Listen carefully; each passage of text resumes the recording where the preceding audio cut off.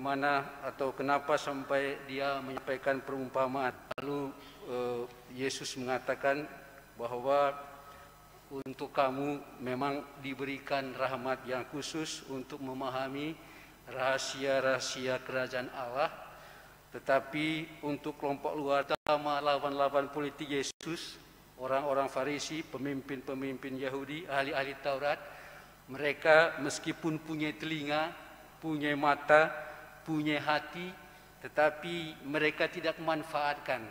Mereka menutup mata mereka, mereka menjadi tuli, tidak bisa mendengar, oleh karena mereka membuat matanya buta, membuat hatinya tertutup, membuat telinganya menjadi tuli. Karena memang mereka tidak mau mendengarkan sabda kabar gembira yang diwartakan oleh Yesus Kristus sendiri. Tetapi kamu, orang-orang yang sederhana, para murid yang sederhana, juga setiap orang yang mendengar pewartaan para murid adalah orang-orang sederhana, tetapi membuka diri, membuka hati, membuka pikiran dan mata, hati, telinga bisa mendengarkan dengan baik sabda Tuhan dan akhirnya memahami. Karena itulah Yesus menyampaikan kepada mereka warta bahagia ini. Berbahagialah kamu karena telah melihat, berbahagialah telingamu karena telah mendengar, dan seterusnya.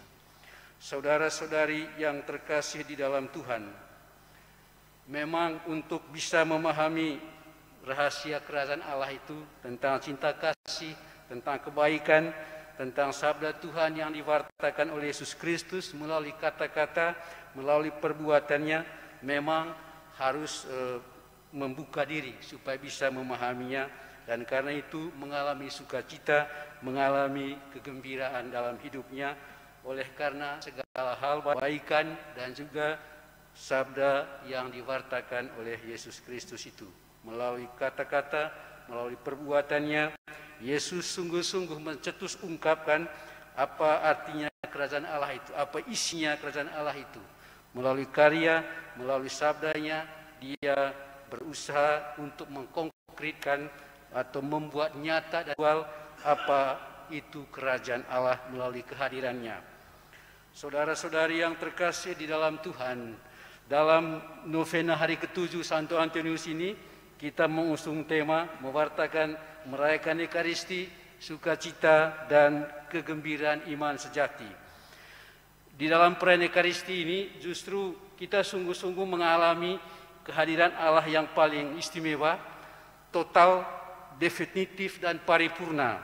Oleh karena Allah itu tidak hanya kita dengar sabdanya dalam perayaan Ekaristi ini, tetapi juga kita bisa melihat dan menyaksikan bagaimana Allah itu melalui liturgi Ekaristi mempersembahkan dirinya atas altar, lalu dalam komuni membagikan dirinya untuk kita. Dan karena itu saudara-saudari yang terkasih di dalam Tuhan, untuk membuat Ekaristi ini menjadi sumber sukacita bagi kita semua, memang harus memposisikan diri seperti para murid itu, membuat hati kita sederhana, jangan terlalu berspekulasi, lalu membuka hati, membuka pikiran dan lain sebagainya. Itu yang penting supaya kita bisa sungguh-sungguh meresapi sabda Tuhan itu. Kehadiran Tuhan dalam sabdanya itu ya menjadi menjadi nyata dan aktual ketika kita merayakan Ekaristi seperti ini. Kalau Tuhan menyapa kita dalam bacaan-bacaan seperti yang kita baca pada kesempatan ini, itu kita mengalami atau mau menikmati kehadiran Tuhan di dalam sabda-sabdanya. Ya. Lalu itu menjadi sungguh-sungguh konkret dan nyata ketika liturgi Ekaristi itu digelar, dan pada saatnya kepada kita diberikan tubuh dan darah Kristus itu.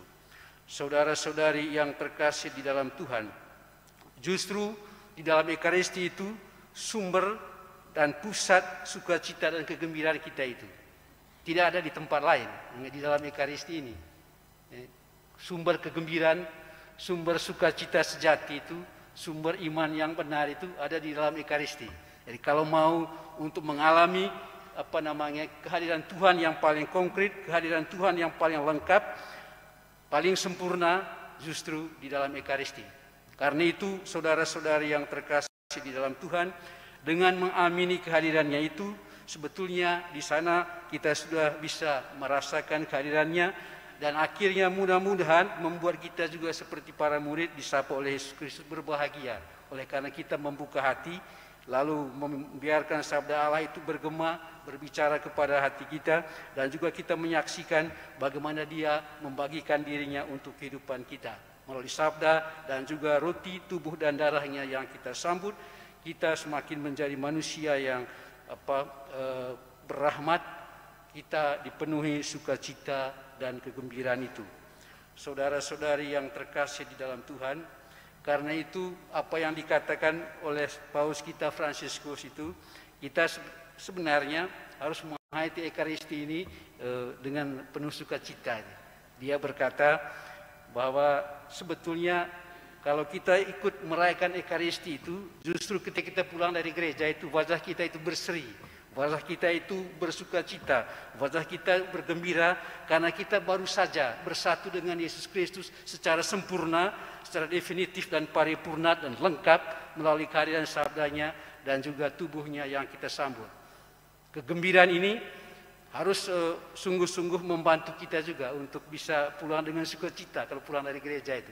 Jangan seperti orang yang baru pulang dari kubur itu. Orang baru mengantar orang yang meninggal, lalu karena sukacita kehilangan orang yang dicintai, lalu kita masih berduka cita dengan muka muram. Tapi Paus berkata, setelah kita merayakan Ekaristi, oleh karena persatuan kita yang sempurna dengan Tuhan itu, harusnya membuat kita bersukacita dalam kehidupan ini. Setelah pulang dari gereja, bersukacita, lalu membawa sukacita itu, damai itu di dalam kehidupan kita, di dalam keluarga, di tempat di mana kita tinggal dan hidup. Saudara-saudari yang terkasih di dalam Tuhan, semoga perayaan Ekaristi yang senantiasa kita gelar membantu kita untuk semakin bersatu dengan Tuhan, semakin membuat kita bersukacita, semakin kita bergembira karena kita mengalami kepenuhan kehadirannya. Selamat berjuang, Tuhan memberkati.